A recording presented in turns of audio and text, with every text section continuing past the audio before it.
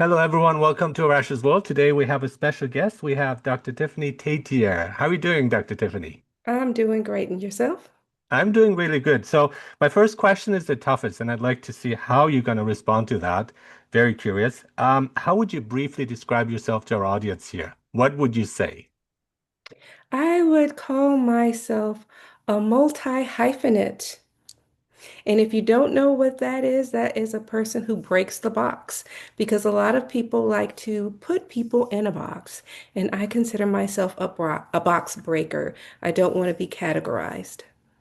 That's my definition too. So that's wonderful. So I have you as a physician, an author, a playwright, a radio personality, and so on. So, and more, and much more. Mhm. But today we'd like to talk about your book, Perfectly Perfect, to start off with that. So, what is that about? What would you like to tell us about it? Yes, that is this book right here, Perfectly Perfect. And basically, it is a book about self-image.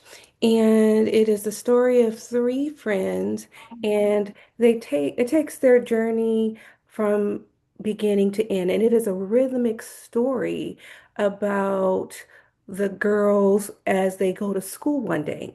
And a lot of times we don't really think about our children once they go to school.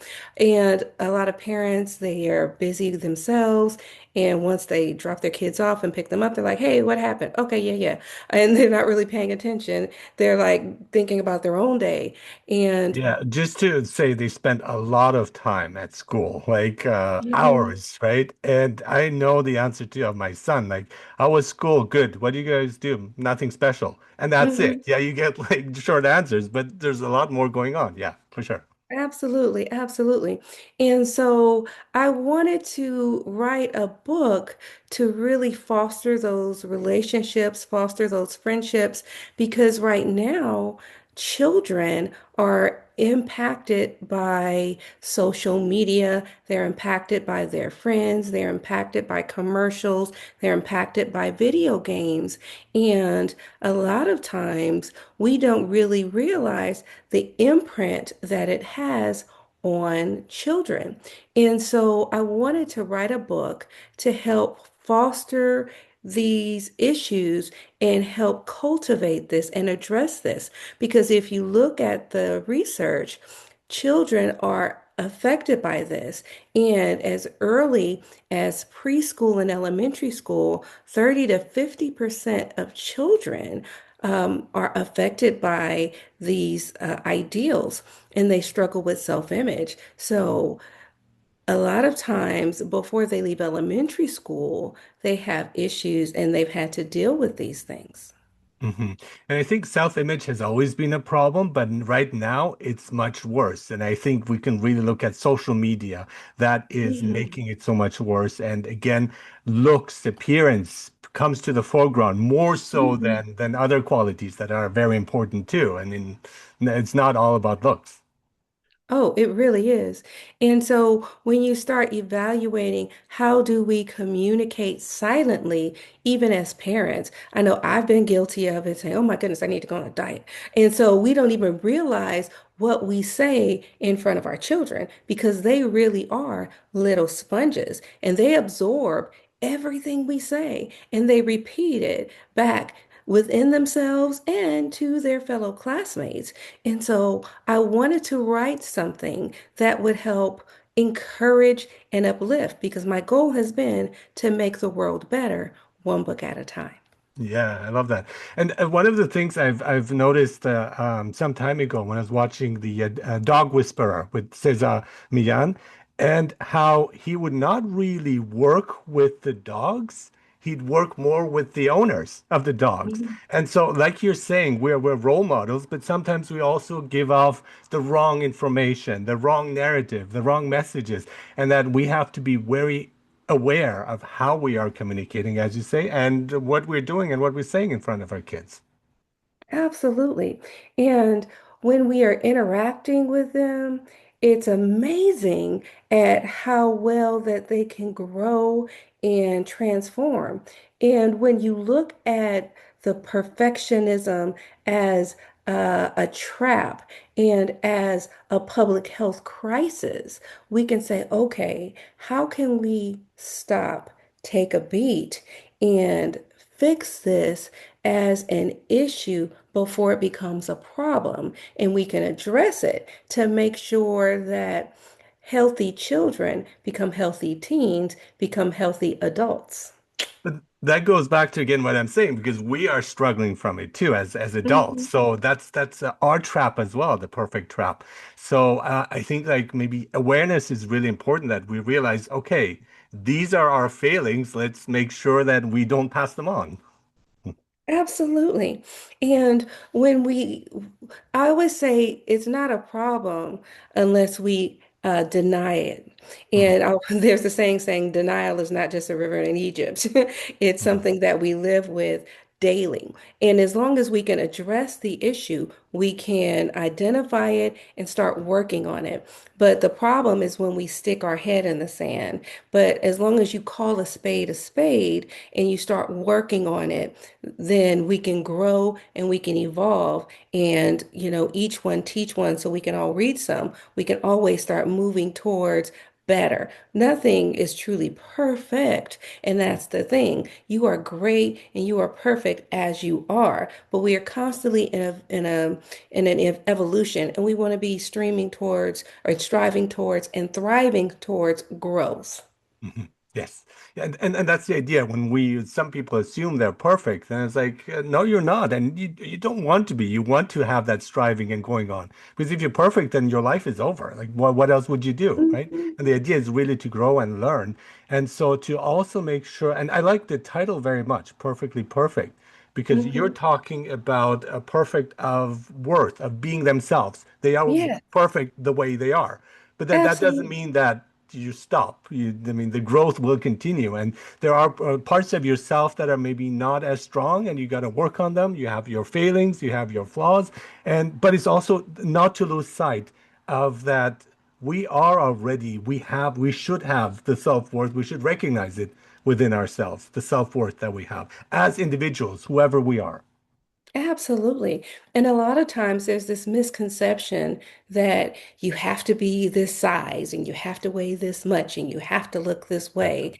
And that's the theme of the story because in the book, she wants to be a model. And there's this little guy who comes to sit with them. His name is Art, and he's picking on her, but he's their friend. And he's like, "Hey, well, you have a pretty face, but you don't have this certain style according to the TV." But, I don't know if you can do that. And then he apologizes. And so that's where that cultivation of saying, okay, it's okay to apologize. And, we want to cultivate friendship because a lot of people have a problem saying that they are sorry. And that's something that a lot of people in our society need to learn how to do. When Yes. you hurt someone's feelings, Mhm. own up to it. In elementary school, an apology is okay when you realize that you hurt your friend. And a lot of people don't want to recognize that if you hurt someone, because words do hurt, it's okay They to take do. ownership for those words, apologize, take ownership for that, and then they go play. And it's okay to repair that and say, hey, I made a mistake or a misstep and keep pushing forward and going forward. And I think it's important to not just say, oh, nope, I'm never going to talk to you again. No, you go on that side, I'm going to this side, never going to go there. No, I think it's important to learn how to cultivate those relationships, even as a child, saying, oh, okay. It's okay to apologize. It's Yeah. okay to say something wrong, repair that relationship, and go play. Yes. Adults Yes. need to learn how to do that too. That's what my point. I think adults need this more than the kids in many ways. But Mhm. yeah, and it's so important to repair that because what that does is it builds trust. And I think Mhm. trust is something that you need to earn. That one, yes, right? Self-worth is something you have, and that's fine. But trust is something it's a process, right? And then you realize who can I really trust and who can I Mhm. not trust in this life, now, whether kids or adults, in terms of our friendships and relationships. Oh, absolutely. And that's the beautiful part of story writing. And like I said, perfectly perfect. I wanted to write a book where when adults read the story, they can learn a lesson as they read the Exactly. story to the children. Because some of us really need to be reminded of Yeah. some of these life lessons that we may have forgotten about as we were growing up and we've Yeah. become a little bit away from our those elementary lessons because it's about making sure that we have healthy relationships in adulthood as well. hmm And kids are so sensitive. I mean, Hmm. as adults, we become hardened sometimes, but like an offhand remark like that, a comment could really traumatize, hurt the person, and maybe even continue for years after. So I have to be really careful of like when that happens, of trying to deal with it, to repair it as well. Hmm. Yeah. And the goal of Perfectly Perfect is to make sure children know that they don't have to earn or work for their value. They hmm already have it. hmm And I think that that is key because even a lot of adults think that they have to earn their value.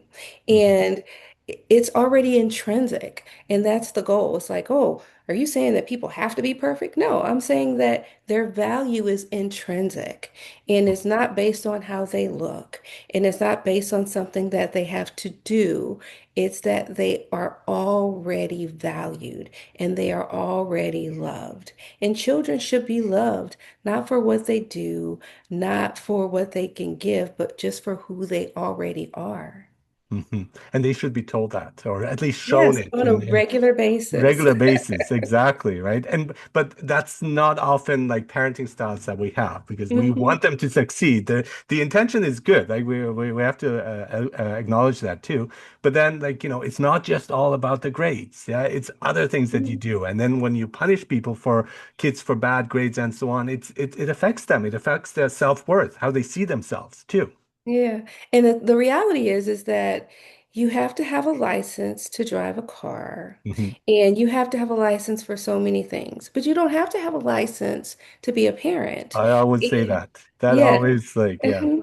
And so a lot of times books are a good way to help drive and guide a lot of parents, especially when you have young parents and first-time parents.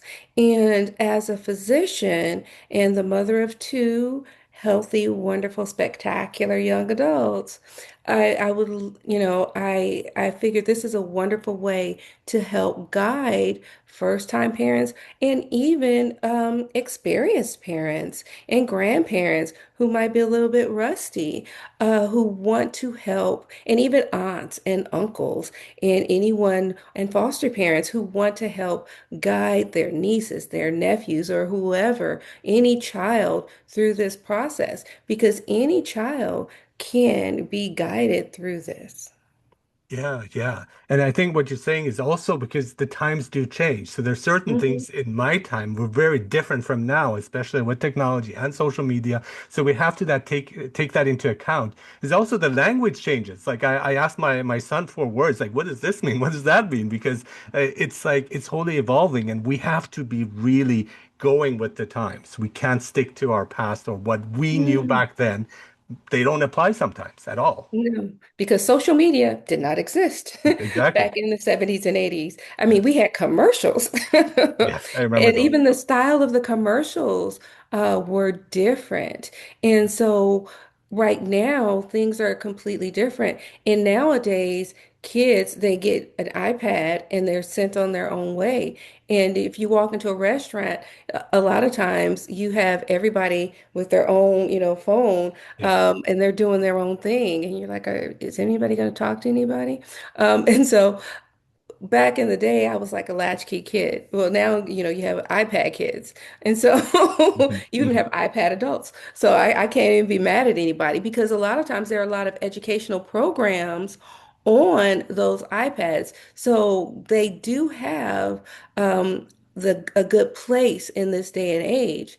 But, I think it's important to make sure that we use it in a way that's going to benefit children. Like one of my books, Little Engine Mia Sings, is also an audiobook, and Mm, it's done really well mhm. with children with autism. And so I think we need to be careful with how we implement technology and to make sure we're maximizing it so that it helps to educate our youth and not cripple our youth.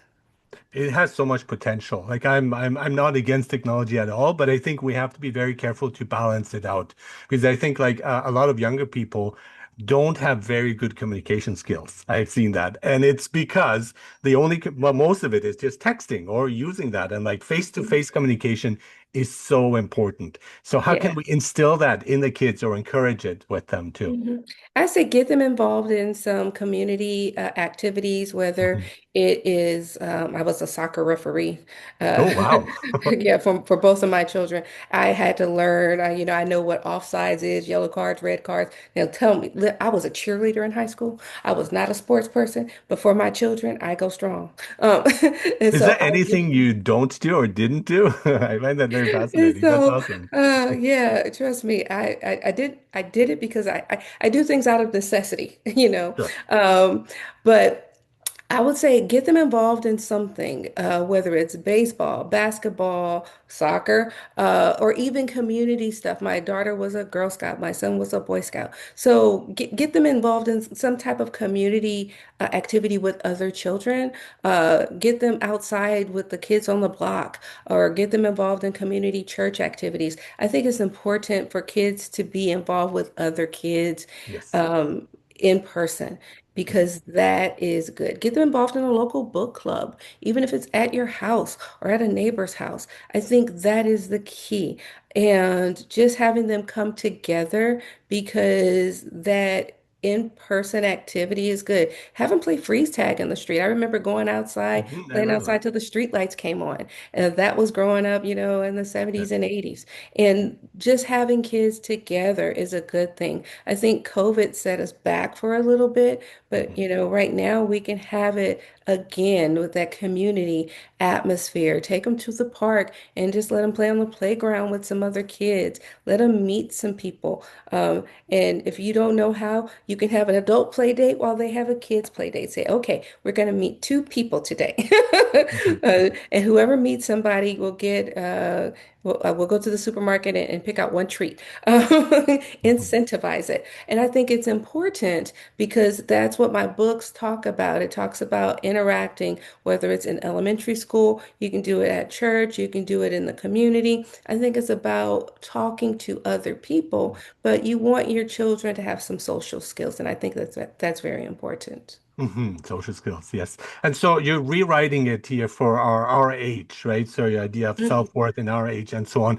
And I think like obviously there are issues, especially with girls too. But I think boys suffer a lot too in our current times, Mhm. like especially what's going on around them. So what are some things that you kind of messages you give to both of them in your books? And I want to talk about specific books that you've written too. So I find that each of them also fascinating. But specifically for boys, what kind of message do you give to them? Oh, well, I think my books are unisex, even though Awesome. this one is perfectly perfect. Like there's art who's in this one. Hmm. Money Matters, like stars three boys, but it's talking about money, and money is Hmm. universal. Everybody spends money. Hmm. Right. And it's But good to yeah. teach them about it because sometimes I'm not sure, my son knows the value of money. And Yeah, money. yes. It talks about saving, tithing, and investing, and it's about three brothers who are on the way home from the park, and they find $100, and they run home, say, "Mom, look what we found!"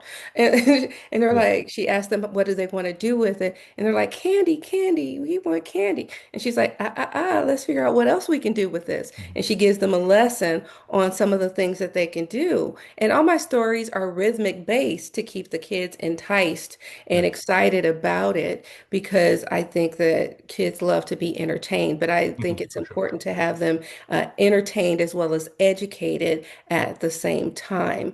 And And so, they don't often get that at school. I've seen like lessons where I think I'd be bored out of my mind in those mm, classes, right? And I'm an instructor, so I know like it's really on the educator to try to make it interesting. Even something like math, as you say, this sounds like fun, and we can do it. We have to really adjust some of our style to work with them, especially kids.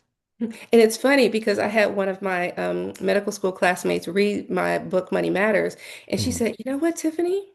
I never understood the rule of 72 until I read your book, Money Matters." So, like, I say, they say, "What age group is your book geared for?" I said, I think it's ageless because I had an adult read it and said she found it fascinating and educational for her. So while I gear it towards the youth, it's good for adults as well. Like I Yeah, said, and perfect. she Yeah. she has no children, so she brought it just to read it and support me, and she was like, "I love it." And so Yeah. I think when you look at the books, and even my book Bad Touching, even though the story focuses on two girls who were dealing with their mom, um, who brought home a boyfriend, I have had a young boy read the book, and after reading the book, he disclosed being abused inappropriately. And so while the story is about two young girls, it doesn't matter, the message gets put out there because it's just two students who attend an assembly and learn who to report to. And it's important because a lot of people are like, well, they should feel comfortable telling it in the home. But the problem is a lot of times when people report abuse in the home, people in the home are like, no, no, we don't want to tell anybody. And they're like, keep it in the home Mhm. and we're going to keep it a secret. And then it continues to happen in the home. And so that's why it's That's important to tell a teacher, tell a pastor, tell somebody outside the home so that you can have it addressed. So when it comes to inappropriate touching, for that child to have a safe space, they often sometimes need to tell someone outside the home so they can feel protected and safe. So when you look at some of these different books that I've written, whether it's Money Matters, Perfectly Perfect, and Little Engine Mia Sings mhm. is about trains. So Yeah. that's definitely universal. And that's the one that's also an audiobook. And so a Nice. lot of, that's definitely universal, and it doesn't matter if it's a boy or a girl. And that's, Mhm, mhm, it's a fun book. And mhm. so and it's anti-bullying. Yeah. And so when it comes down to teaching children how to come together and stand up and speak out on behalf of their classmates who are not being treated right by a fellow classmate, whether it's a boy or a girl, it's a phenomenal book to help support one another. And so I'm focused on making healthy young children to become healthy older children and healthy adults. Yeah, and it opens up the discussion, right? Because they see it, and then you have a question, and then you ask, like, what about this? Because the thing is, like, growing up in any family, you take everything that happens in your family as normal. And it's only like years after, it's like, wait a minute, this was odd. Like, what we do is that other families don't do it, but you Hmm. assume they eat the same food, they have the same traditions, and so on. But each family is unique. It gets worrisome when they're unique in a bad way, right? And that's why this is very important to let them know, no, this is not okay. This is okay. This is not okay. That difference is very important too. Absolutely, absolutely. And I think even if like some people I've noticed parents have said, well, I don't know if I want to talk about that touching Yeah. book.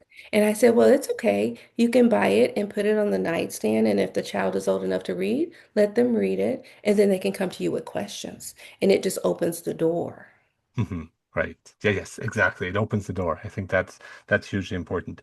And so as we're looking at here, your worth, and that includes not just the kids, the adults too, isn't something you earn. I think that's something, that's my message for everyone out there. Hmm. And that's your message here with this particular book, Perfectly Perfect.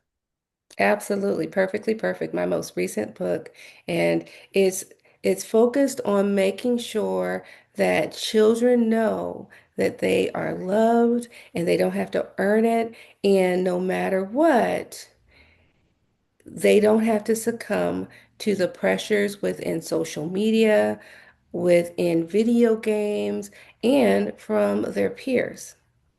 Wonderful. Thank you so much, Dr. Tiffany Tate. You're many things, physician, author, playwright, radio personality, soccer referee as well. Thank you so much for being on Arash's World. It's such a pleasure talking to you. Thank you for having me. My pleasure.